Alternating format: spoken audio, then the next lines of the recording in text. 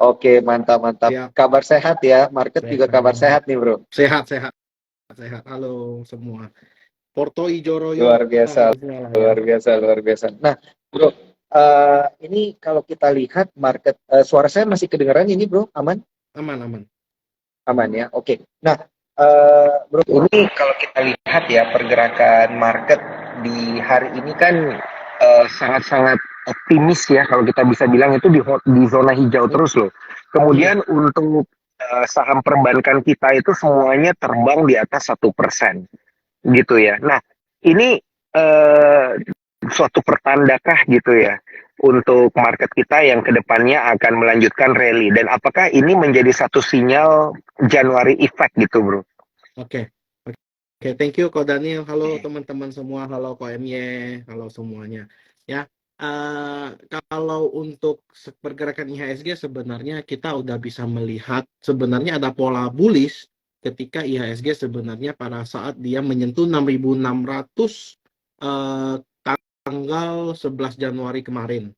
Ya, nah itu udah muncul ada satu pola yang biasanya kita sebut itu bullish divergence. Nah, ketika bullish divergence, saya langsung mengecek juga bahwa semua big banks ya, itu juga sebenarnya ada pola namanya pola bullish divergence-nya juga. That's why ketika saat itu saya langsung nge-call, big banks lu masuk aja gue bilang. Ya, big bank masuk dan ternyata hari ini panen semua. Dan salah satunya topik saya masih BMRI. Gitu. Nah, hari ini naik 5% ya lumayan gitu loh. Nah, kalau untuk ngomongin Januari efek ini udah tengah Januari harusnya udah nggak terlalu ngefek sebenarnya cuman kalau di opini saya sebenarnya ini udah selesai di fase koreksinya ya kalau menurut saya. Nah selanjutnya udah mulai fase rally karena per hari ini big banks ya benar big banks mostly sudah dimasuk oleh foreign juga. Kalau kemarin itu kan cenderung di cover oleh domestik atau lokal. Nah, sekarang itu udah mulai di cover oleh foreign, berarti means kita punya ISG juga not so bad dibanding dengan bursa sebelah atau bursa di negara lain gitu, Kok Daniel. Berarti ini istilahnya bisa mengimbangi lah ya. Karena Iya, kan kalau kita lihat dari kemarin memang rupiah kita itu mendadak ke level 14.000 ya bro ya. 14.900 iya, gitu. Ini semua orang pada kaget soalnya. betul. Gitu ya. Tapi karena rupiahnya kemarin menguat tapi marketnya nggak menguat, ternyata menguatnya hari ini. Iya, Gitu ya. iya.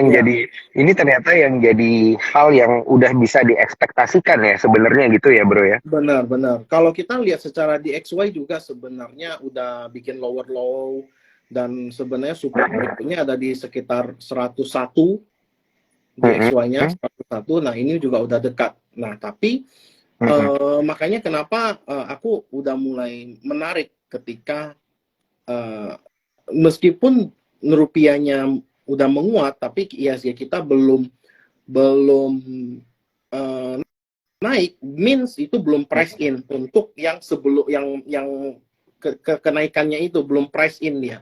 Nah, ketika dia udah price in dia akan balik lagi naik gitu loh. Makanya ditambah dengan kalau kita melihat secara teknikal, teknikal itu udah langsung memberikan sinyal gitu loh. Jadi you see hari ini muncul banyak news bagus, banyak news yang yang buat orang FOMO ya sebenarnya. Tapi itu sebelumnya kita udah expect duluan di tanggal 11. Tanggal 11, tanggal 12 kita udah expect big event di grup kita yang support juga, yang udah gabung juga, kita udah kasih tahu, oh ini Big Bex menarik gitu loh. Gitu. Oke, oke, oke, oke. Nah, Big Banks ya, ini mungkin akan kita bahas nanti secara sektoral. Siap. Tapi kalau kita bahas dari sisi sentimen-sentimen global, sentimen-sentimen domestik gitu bro. Ini kan kalau kita lihat narasi-narasi media itu katanya bilang emang mau ada kenaikan suku bunga dan lain sebagainya di akhir Januari ini gitu ya. Mungkin kedepannya juga akan ada kenaikan suku bunga lagi Ya. gitu ya. Nah ini dampaknya itu apakah berarti akan berlanjutnya rally perbankan gitu ya di sepanjang kuartal 1. Ini saya mohon maaf saya gagal fokus juga nih sama komentarnya Bro MY. Halo Bro Emi, kapan kita Instagram live? Oke, silakan Bro Mm-mm. Hendy. Mm-mm. Nah, kalau untuk dari sisi global sendiri, sebenarnya kalau The Fed mau menaikkan suku bunga, I think itu masih in line dengan ekspektasi dari analis ya. Makanya kemarin ketika rilis data inflasi yang sudah menurun ke level sekitar 6% lebih, ya correct me if I'm wrong, di 6% lebih, ini aku udah expect kalau ini bakal menarik dan ternyata goldnya juga terbang gitu loh. Nah, as we know sebenarnya ketika suku bunga itu udah flat, itu sebenarnya momen untuk goldnya terbang biasanya ya, biasanya. Nah, cuman case by case lagi. Jadi kita nggak bisa serta-merta, ketika nanti udah flat, dia goldnya pasti naik, gua HK emiten gold, ya nggak bisa gitu dong. Gitu loh. Nah, jadi menurut saya kalau untuk kenaikan suku bunga, I think ini udah wajar, masih akan naik, mungkin hanya 25 atau 50 pips saja. Ya, kalau dia naik lebih dari itu akan memicu gejolak pasar lagi. Kenapa dia naik sampai misalnya 75 atau berapa gitu? Karena sesuai asumsi dari The Fed kemarin juga proyeksi per 2023 maksimalnya itu kan sekitar 5,1%, kurang lebih seperti itu. Jadi kalau kita naik ya berarti sekitar 4, kalau sekarang US naik berarti sekitar 4,75 ke atas lah. Ya, maksimal ya segitu. Nah, kemudian ditambah lagi dengan China yang udah mulai gembor-gembor untuk opening dan sebagainya, itu sinyal-sinyal benar-benar positif. Makanya kita ngelihat bahwa kayak nikel, kayak MDKA, kayak tadi itu banyak yang udah breakout. Nah, itu yang aku nggak mau ngejar lagi gitu loh. Nah, itu udah selesai, let your profit run. Tapi what's next gitu loh. Apa berikutnya yang belum jalan? Nah, itu kan yang sebenarnya menjadi kunci kenapa kita live hari ini dan kita bagi-bagi ke teman-teman gitu loh. Oke. Iya sih, kalau kita lihat sih emang bukan cuman banking yang naik gitu ya bro ya. Emiten emas. Iya, yang ingat lah bro, yang kita mengalami terakhir kenaikan. live yang kelap-kelip itu. Yang kelap-kelip, habis itu Ingat banget. kita ada sempat mention soal China dan sebagainya, itu kita udah expect sebenarnya. Kalau kita ngelihat bahwa kalau kita melihat secara big ya, kalau saya sebut untuk emiten Inco itu kan lumayan big caps. Big, dia aja masih sideways gitu loh, dan itu masih akumulasi. Setiap dia nyentuh 7.000 pasti ada yang beli gede. Nah, berarti area itu udah dijaga gitu loh. Nah, area itu udah dijaga means ini berarti secara teknikal mendukung, secara news mendukung, oke, kita tinggal eksekusi gitu loh. Makanya sekarang udah jalan, ya udah let your profit run, lu tinggal jaga trailing stop aja. Masa kita udah kasih clue, kita juga suruh jual ya, habis lah. Oke. Berarti kalau kita lihat market yang geraknya hari ini signifikan gitu ya, ini apakah bisa kita bilang Januari effect akan terjadi gitu, mulai dari pertengahan Januari ini sampai akhir Januari, atau gimana ini bro? I think bisa. Bisa ya? Karena 6.900 ini kemungkinan besar bisa hit ya. I'm a little bit confident, aku agak percaya diri kalau 6.900 ini bisa ke hit. Kebetulan juga itu ada di area MA50. Ya, 6.800-an, 6.900 ya dekat lah. Ya, dia bikin jarum kan bisa juga toh. Serem bro. Jarum-jarum itu serem, naik set gitu. Tapi moga-moga kenaikan dari indeks harga saham gabungan bisa bertahan lah ya bro ya. Iya, ditambah juga hari ini juga ditopang oleh Gotoh kan. Dan Gotoh juga kita dulu di Sukor di tanggal 28 Desember saya udah sempat call dan kita udah taking profit juga ya. Nah, sekarang terbang kemana-mana ya udah terserah gitu loh. Kita udah tinggal amat cuan aja. Gitu. Oke. Menarik. Iya ya, banyak juga sebenarnya yang dari kita terakhir Instagram live itu kita call jalan juga jalan bro ya semua sekarang loh. ya. Hampir mostly jalan loh. mostly jalan. Iya, iya, iya, iya. Ini menarik, ini menarik. Sebenarnya banyak banget sih sentimen-sentimen domestik juga yang akan kita bahas ya di Januari ini, di pertengahan Januari ini. Tapi sebelum kita lanjut, saya ingin undang para cuan trooper semua ya yang belum bertransaksi menggunakan Spot by Sukor Sekuritas. Jangan lupa bergabung melalui e-form.sukorsekuritas.com dan juga pakai referralnya Susilawati 2. Benar ya, Bro ya? Susilawati 2. Mantap.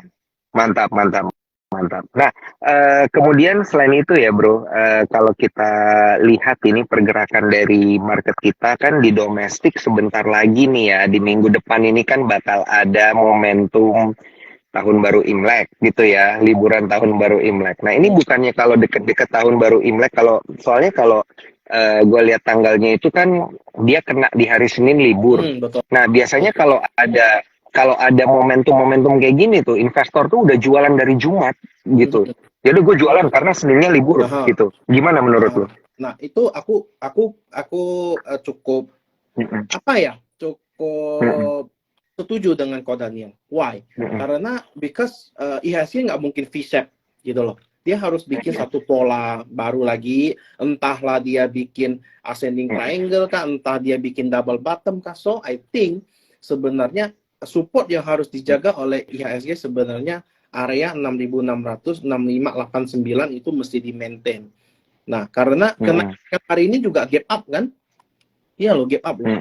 Gap up juga. So kemungkinan besar ini bisa ditutup. Kemudian tadi kan juga closing juga jarum, ya ngejarum juga. Dan I think ini sebenarnya wajar kalau besok koreksi, karena IHSG udah 1, 2, 3, 4 hari rally, udah 4 hari rally dan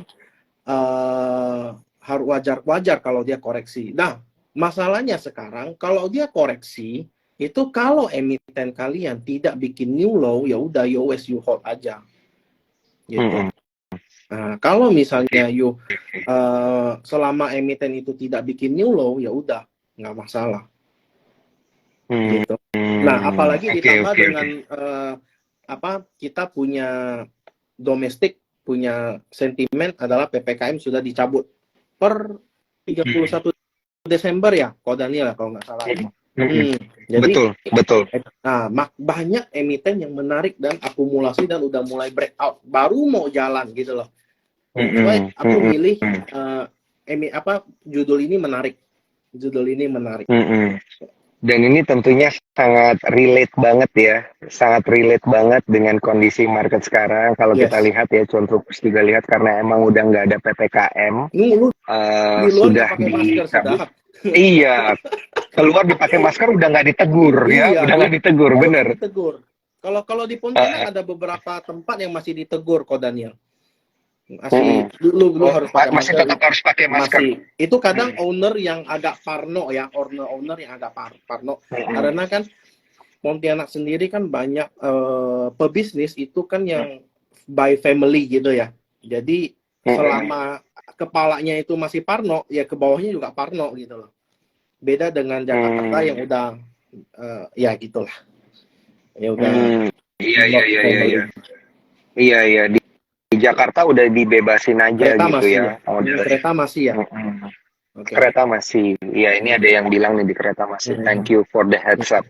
Nah, tapi anyway ya, dengan dilepaskannya kondisi PPKM ini bukan berarti kita harus tidak memperhatikan kesehatan. Betul. Ya, Bro ya. Tetap harus memperhatikan protokol kesehatan lah gitu ya. Oke, tapi 2 tahun kita dituntut untuk harus cuci tangan, itu ajaran sejak kita dini itu mesti kita inilah cuci tangan sebelum makan ya. Jaga kebersihan itu salah satu inilah ketukan lah buat kita.